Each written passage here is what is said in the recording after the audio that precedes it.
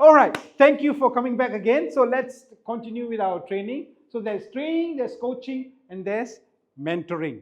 So when do you train someone? When do you do coaching? When do you do mentoring? So I've actually put there the three ways for you to actually carry out your training, coaching, and mentoring. So if you notice, the first one in green is actually a short term. If you just came in, I'm going to teach you product knowledge. I will actually do training for you. That means product knowledge or knowledge transfer. So that will take maybe 1 or 2 months, the most, 3 months. I won't be actually keep on training you. And then comes to the coaching part. The coaching part is where we try to emphasize in terms of, if you can see there, the coaching part here, we are trying to actually build your skills. So the knowledge is there. Now we are trying to build your skills. So when a coaching part is where we try to enhance your skills. So product knowledge, if I've got 20 years of product knowledge in sales, I can actually take out 2 years of product knowledge and give it to you and explain to you, and you will have 2 years of product knowledge. I've got 20 years of sales experience. Can I give you 2 years of sales experience?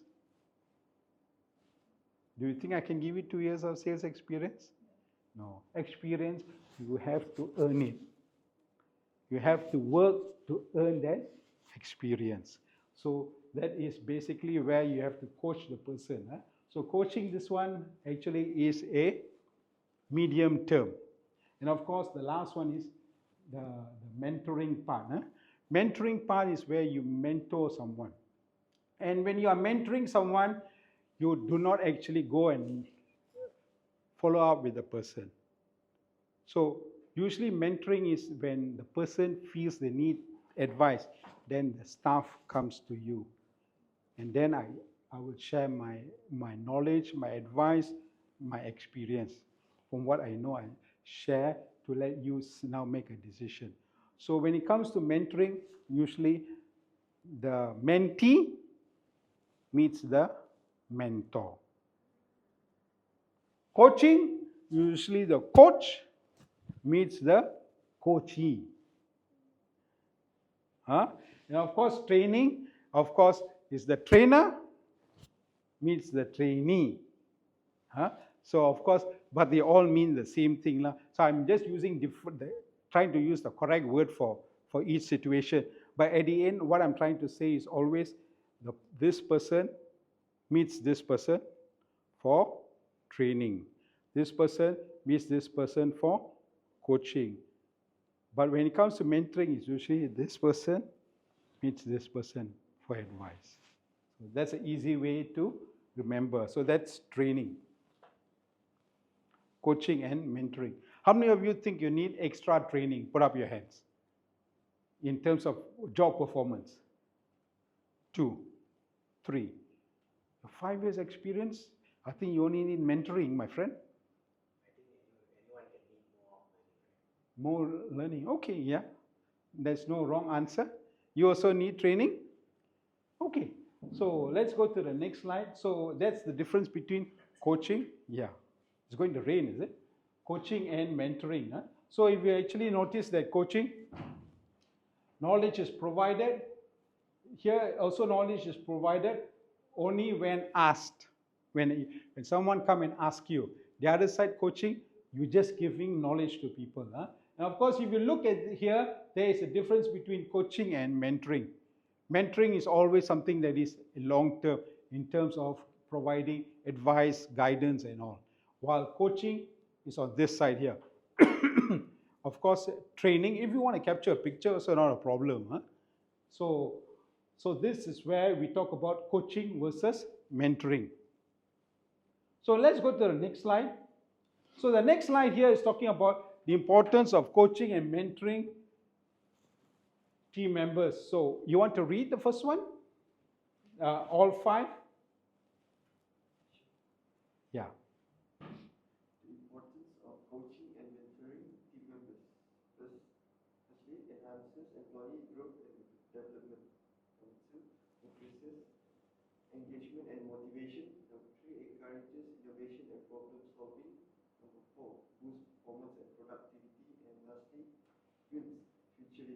Okay. So if you notice from here, if you do your coaching and mentoring the right way in transformational leader, that's where you actually get to build the next line of leaders.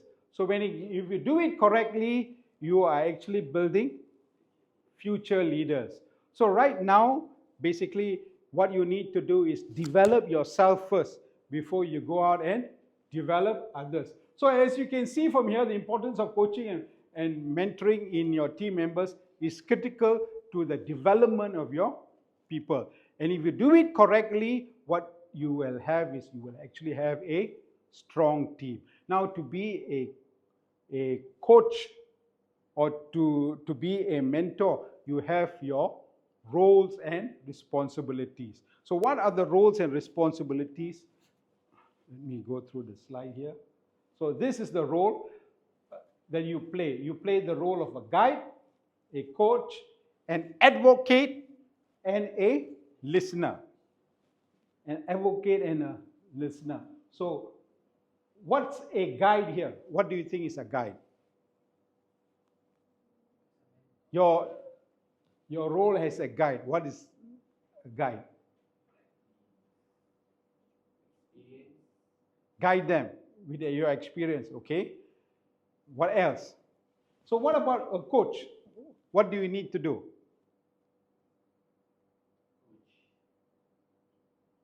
Transform the knowledge, Okay. improve them, Improve them. Good. And what about advocate? Okay. Advocate, I just explained to you a little bit, huh? So, advocate means that means you actually speak on the good qualities of the staff. Yeah. So to be a mentor, you want to, because transformational leader talks about you being a mentor. So if you want to mentor somebody, you also want to speak on the qualities of the staff. So and then becomes a listener. So let's go through one by one quickly. You want to finish this? So there's a guide there.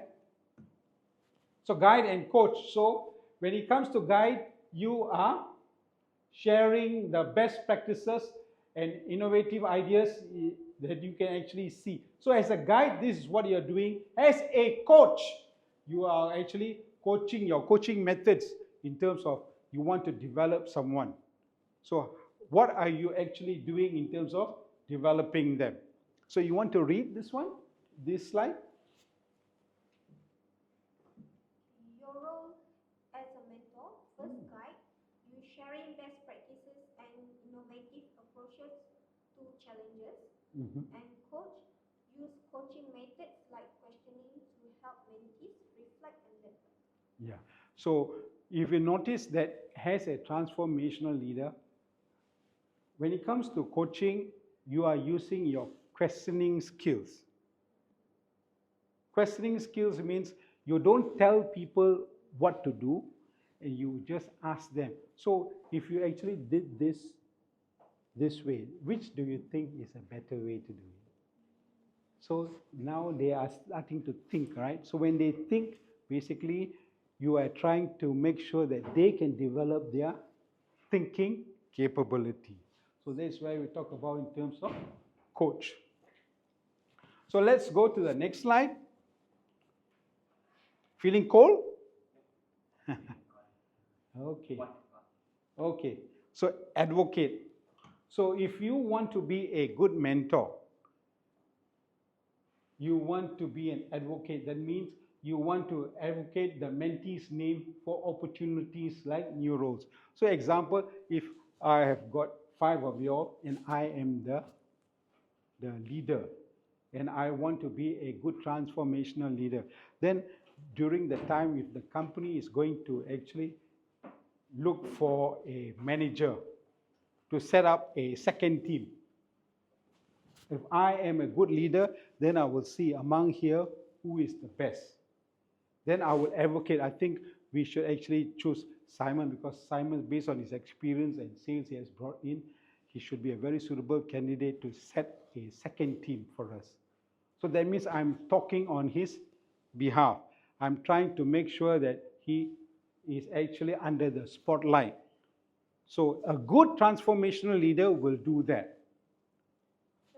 A person who's not a transformational leader think, wow, if I highlight his name, that means my position is in jeopardy. That means, wow, I'm going to risk my position. So I will not highlight his name. So a good transformational leader will then actually say, oh, I think he's a good person to actually set up the second team for the company's growth and expansion. So that's where it means in terms of advocate. And of course, a good listener. Sometimes, God has given you 2 ears and 1 mouth, right? So you actually listen twice to what you talk. So that's why, sometimes it's very good to just listen to your people. So that's a role. And then the next one we want to talk about is in terms of the responsibilities, the commitment, the personal development, and of course, accountability. The 3 parts of your responsibilities as a transformational leader. So let's go with the first one in terms of commitment. Okay. So as you can see, there is an explanation of the commitment, and then there is an example that is given. Okay, so would you like to read this slide? Your responsibilities as a mentor, commitment. Being fully invested in the mentoring relationship by dedicating time, energy, and attention with regular checks-in. Example, a mentor commits to bi-weekly meetings with their mentee, ensuring they are available for question and feedback between seasons, helping with both career and technical growth. Okay, thank you so much. But you read a bit too fast. So if you want to be a good leader, when you read, you want to make sure that the word is actually going inside people. So you want to read a little bit slower, but nice. The way you read is nice. Tarik handbrake sikit, nah? Okay, so as you can see from here, when it comes, is giving you an example. Mentor is the one who actually you are committed to actually following up in terms of the progress of your people. So if you want to be a good transformational leader, you must actually follow up. So either have a bi-weekly meeting or monthly meeting, so to show your personal commitment to your staff. Now, it doesn't mean that you have to do, say if I have a team of 5 staff, doesn't mean I do all the commitment on the same day, same time. I can have different days, Monday, Tuesday, Wednesday, Thursday, Friday. Different days I can show my commitment to the staff. So commitment is very important to show you are a good transformational leader. Then the next one I want to explain is a little bit, but this time we will actually ask Simon to read. Can Simon? Okay, the next one. Your response. Help mentees identify areas of professional and personal development, providing resources and encouragement for continuous improvement. For example, a mentor helps their mentee identify leadership skills they need for a future management role and guides them through relevant online courses, conferences, and networking opportunities. Yeah. Okay, so thank you so much. So basically, you can see from this is that, do you know the one of the 4 I's, individualized consideration? Yeah, where you're actually looking into the personal development of the staff. Now, say example, all of you all here are in one team. And if I am a good transformational leader, I look into y'all and where is it that you can actually benefit. Sometimes maybe you're good in communication, but you're bad in selling. Have you seen people? They are very good in terms of talking, very good in the knowledge, product knowledge, but cannot bring in the sale. Because they are not good in actually capturing people's feelings. Because they cannot capture people's feelings, we need to send this person through a good selling course where they will know actually how to capture the emotions of a person. So always when you talk about this, you're talking about personal development of the individual staff. Now, tomorrow, can I ask your two ladies to go out and do sales? I cannot, because you are basically administrative staff. Am I correct? So you don't have the knowledge to go and do sales. So maybe for y'all, I need to actually provide product knowledge. Already doing sales, so far experience is all there, so I don't need to provide any training. But what I need to do for this person is to inspire him to continuously work and give a better job. So for you, product knowledge. For this person, maybe a tap on the back. Simon, I never say anything, but my body language already has showed him that he's doing a good job. So this one, I need to send you a training for him, how I actually react to him. For here, they got the product knowledge, but I need to actually send them for selling skills. So different people need. So I want to make sure there is personal development for everybody. Maybe for him, I don't need to send him for sales. I need to send him for leadership. One day he will be promoted to be a manager. So need to have some leadership skills in it. So product knowledge, leadership, selling skills. So individual in terms of the personal development. And the last one, your responsibilities as a mentor. You want to read? Responsibilities as a mentor. Accountability as his mentees stay on track by holding them accountable for the goal and commitments they have set, while also you being accountable in your own professional mentorship role. Example, a mentor set clear expectations with their mentee for completing a project by a specific deadline, check in on progress regularly, and provides guidance when the mentee faces challenges. Okay.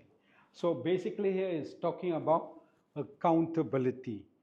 So sometimes when it comes to, like say, a normal sales operation, or when it comes to a normal job role, job task, people get confused a little bit in responsibilities and accountability. What's the difference, do you think? What's the difference between responsibility and accountability? Do you think it's the same? Okay. So everyone agree it's not the same. So what's the difference? Of course, you can say the spelling is different. Accountability means you have feelings that this is something that you need to settle. Responsibilities is something that you need. It's not you cannot feel or you cannot. It's a compulsory that you have to settle. Okay. Let's give Elias a big round of applause. Huh? Big lah, big. Macam ni you tepuk. Big, must have sound. Okay, so of course, so let's just go back to what is here. So if we talk about here, the person here is accountable or responsible for sales? The person here is responsible for sales. Person here is responsible for sales. They have to bring in the sales. This person here is accountable for the sales in this company. So accountability, responsibility. So sometimes what happens is that you can be both accountable and responsible. Where? Here. This person is accountable for the sales, and if this person is doing the sales also, this person is responsible for sales. So this is where we talk about in terms of this. So let's go. Oops. Okay, so now we are at the last. The red tab means it's going to be finished. So let's summarize. So the introduction to transformational leadership. So can you tell me what are the 4 I's? Give me one I.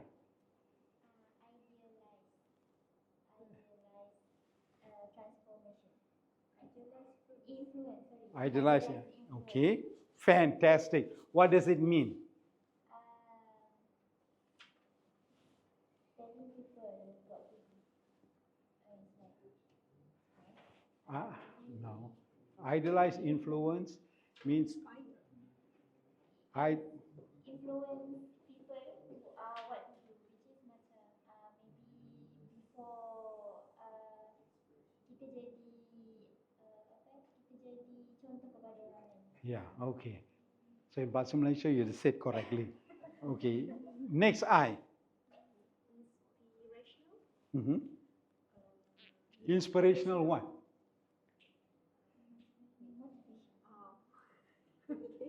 Thank you. Inspirational motivation. Okay. So what does that mean? Inspire your team member or your colleague by give them motivation. Okay. Okay, and then based on their needs, meaning the benefit for them. Yeah. So inspirational motivation means you inspire them by actually inspiring them to do what is best for them. Huh? Not what is best for the boss upstairs. Huh? Okay. Next I. Wah, tukang tulis dia. Huh? Intellectual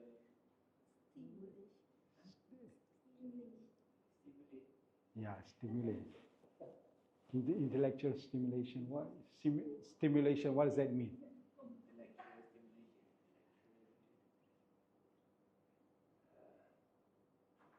Intellectual, somebody who have like the knowledge, innovation. Yeah. So you want to make sure that you can actually make sure that your people are very creative, the people are very innovative in their thinking. So we did a small simple one here trying to see how innovative you are, right? You managed to come up with 4 ideas. And then lucky my friend there didn't say that part. He came out with 0. Huh? Okay, the next one. What's the last I?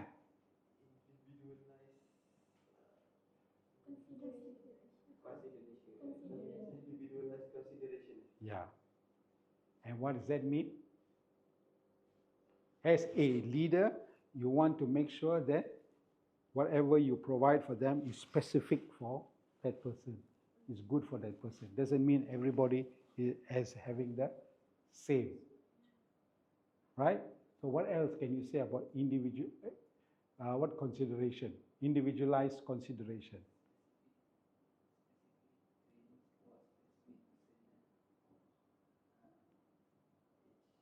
Each person Yeah. has a specific trainings. Yeah. Okay. So don't worry. There's no wrong answers. Huh?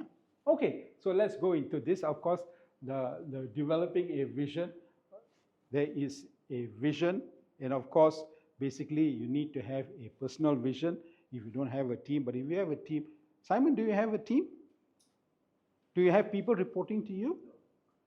You are individually working. Okay, great. So, do you have a company-based, individualized vision for yourself? I mean, in the company? For what is your vision? Okay, my goals. Mm. Yeah. Goals would be something that you actually set. Vision. But vision is the money. The goal is Yeah. So let me give you a definition of a goal. A goal is something that you have set out, and this is what you're going to achieve. Vision is something for the future.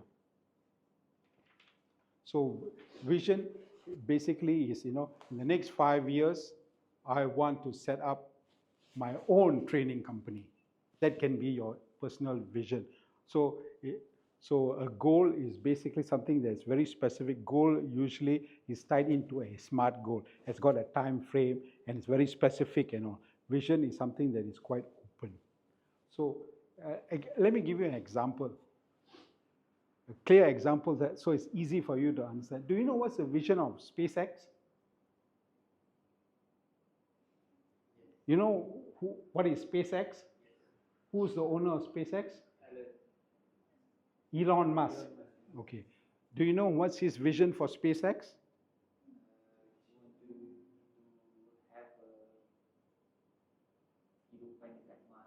Yeah, that's the vision of SpaceX. Elon Musk is to colonize Mars and actually have a colony of humans living on SpaceX. Can you Google, please? Vision for SpaceX. And then read it out aloud. And then you will see that's a vision. But are they actually going to achieve it today, tomorrow, next week, next month? No. But that's the vision. So vision is something that is in the future. Do you have? Read it aloud. SpaceX envisions a future where life extends beyond Earth and thrives on Mars. So that is the vision of SpaceX, where they want to colonize Mars and put people living there. Colonize Mars. So that's SpaceX one.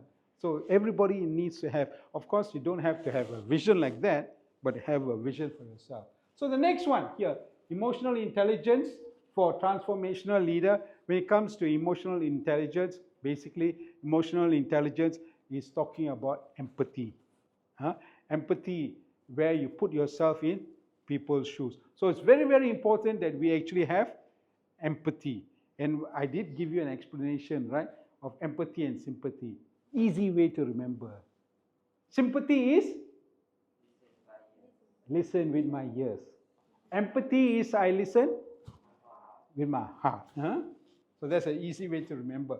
All right, the next one, communication and influence as a transformational leader. During the last part of it that we actually done, we talked about communication. So it's very important is that you communicate the right way to people. So always remember when we actually did that simple exercise, words or actions speak louder. Yeah, actions speak louder than words. So always remember when you are doing something and people see what you do, people will then understand whether what you say and what you do, are they matching or are they different? So with that, we are going to finish our course. I think we should be. Do you have any questions for me? Is it 1 hour? Half an hour? Oh, okay. So do you have any questions for me? Okay. So if you don't have any questions for me, basically, I will just explain a little bit more on transformational leader. So in terms of transformational leader, if you actually see this video that we actually have here for you, this video is, earlier you saw two video clips. This video clip will give you a short explanation of that.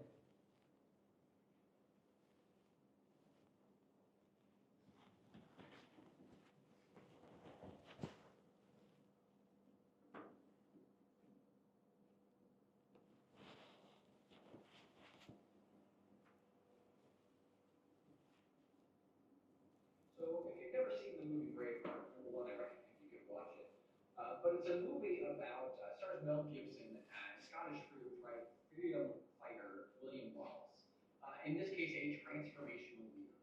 In the scene that we're about to watch, the English army has arrived in southern Scotland in order to quell a rebellion that has arisen. They are going to be met on the field by a Scottish army led by three noblemen. And then William Wallace is going to enter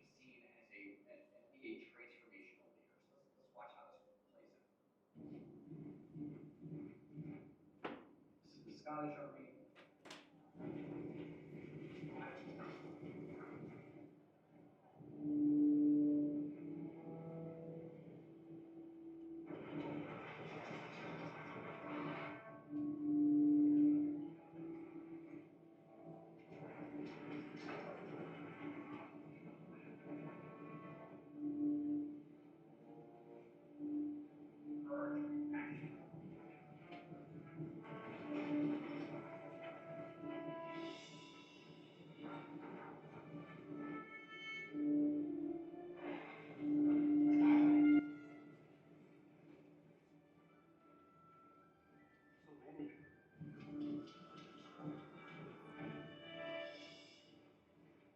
And they come into fight so they could unload lands. For what goal? Alright, lads. I'm not dying for these bastards. Let's go!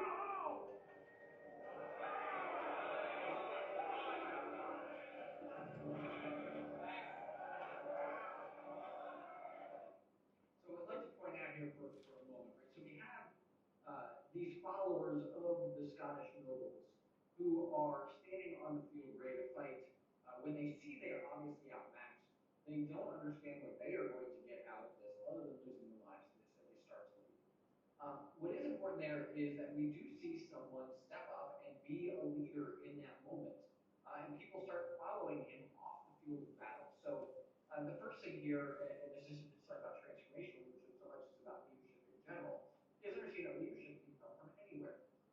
And ultimately, it's about what the followers do in response to leadership that defines leadership for us.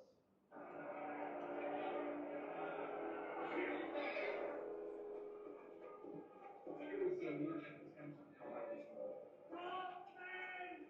Do not flee! We can do these negotiations! Inspiring speech. What do you call it? Or just like idealized leader riding unseen on horseback.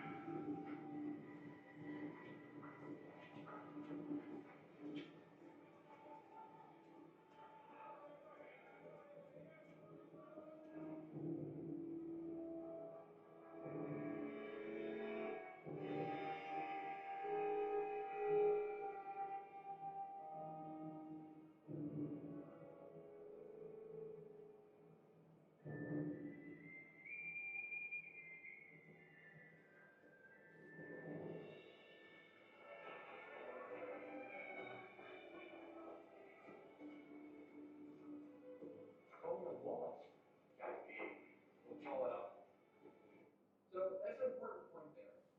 That's William Wallace. Can't be, not tall enough. And that speaks to the idea of William Wallace as a idealized influencer, that he has been idealized in people's minds as this larger than life figure who can be a savior for us in this. Okay, so I won't go through the whole video because I'm sure you also want to get back home for buka puasa, right? So I will leave you with a last quote of this that before we end. As you can see, this, do you know who's this picture of? Roman or Greek? Greek, yeah. Fantastic, you guys. Huh? All right, so he has said, I'm not afraid of an army of lions led by a sheep. I'm afraid of an army of sheep led by a lion. So it is basically the leader makes a difference. If behind them is basically a lot of sheep, but if you are a lion, you make the difference in the team. You make the sheep become very brave. So with that, I would like to end this for today. Thank you very much, all 5 of you, for attending this course. Do you have any last minute questions for me? All right, if there's no questions, give yourselves a big round of applause. And thank you very much for attending this course. Okay? Thank you.